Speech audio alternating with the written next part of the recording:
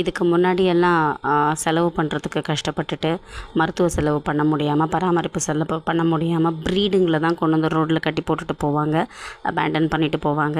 இப்போ இந்த கேடுகட்ட மீடியாக்களுடைய செயல்னால், அவங்களுடைய தவறான ஒரு எக்ஸ்போஷர்னால், இந்த நாய்ங்க பற்றின ஒரு தவறான மிக மிக பொய்யான வதந்திகள்னால் இப்போ நம்ம நாட்டு நாய்ங்களை கூட ரோட்டில் கொண்டு வந்து கட்டிட்டு போகிற நிலைமைக்கு ஆயிடுச்சு.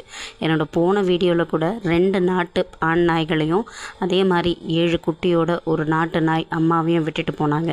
இன்றைக்கி இதோ இந்த கிராஸ் ப்ரீடு நாய் அதோடைய 4 குட்டி.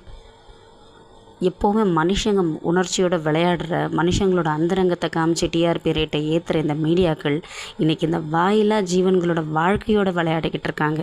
இவங்க பண்ணுற பிரச்சனையினால் நாய்க்கு எதிர்ப்பானவங்கள்லாம் இப்போ ரொம்ப அதிகமாக சலுகை எடுத்து கொடுமைப்படுத்துறதுனாலையும் பிரச்சனை கொடுக்கறதுனாலையும் வேறு வழியே இல்லாமல் வீடு கிடைக்குமான்னு கஷ்டப்பட்டு வீடு தேடி கிடைக்கிற இந்த நாட்டு நாய்கள் கூட இப்போ மறுபடியும் ரோட்டுக்கு வரக்கூடிய நிலமையில் வந்து நிற்கிது.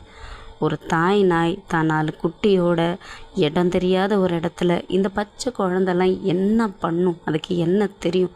அம்போன்னு நிற்கிற நிலைக்கு தள்ளி விட்டுருக்கு இந்த சமுதாயம். கேடுகட்ட மனுஷங்க.